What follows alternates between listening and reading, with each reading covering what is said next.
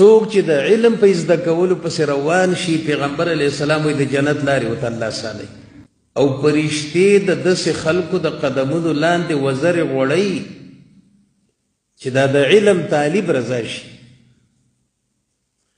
نو ځینې محدثین وایي دا کنایه ده د تعظیم نه، یعنی فرشتې د داسې خلکو عزت کوي.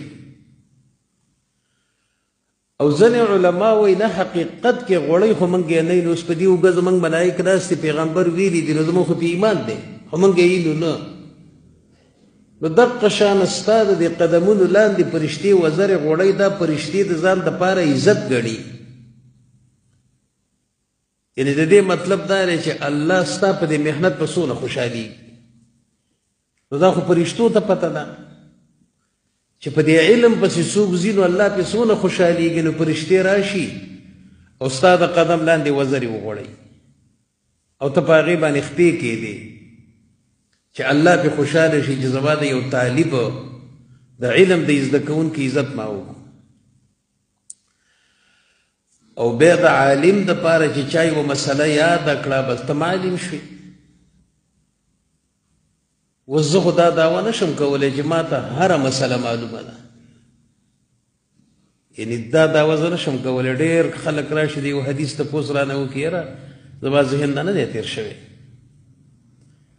داسې هم پکې راشي چې یو حدیثي صحیح مطلب تپوس وکړي، یاره په دې باندې لا ما مطالعه نه ده کړې، زه بیا راته سبا ووایم.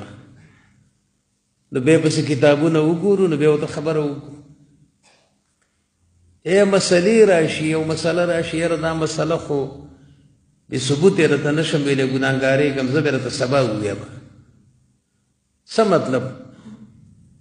هر علم دا څوک نشي حاصلولی. تاسو به د لسو مسلو علمي، نو د دې مطلب دا دی چې تاسو دا 4 کاله محنت وکړو، تاسو هر یو تن څه نه څه په خپل خپل ځای باندې عالمان شوئ. ډېرې مسلې مې یادې کړي دي که نه؟ نو چې علم یاد کې او د عالم دپاره د ځمکې او د اسمانونو مخلوقات پناه غواړي.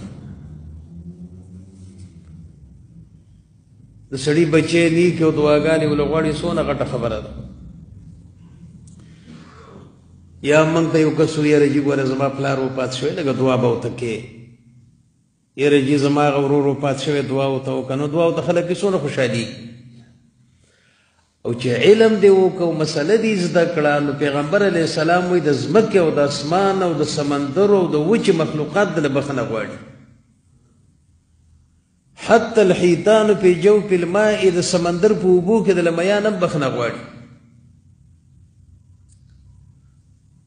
او قرآن کې الله تعالی یو صورت کې وایي حامیم السجده دی، یا صورت مومن دی،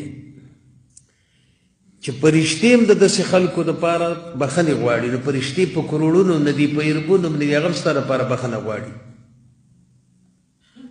نو دا ډېر لوی سعادت دی چې الله تعالی یې د علم په طلب کې خلکو له ورکړي.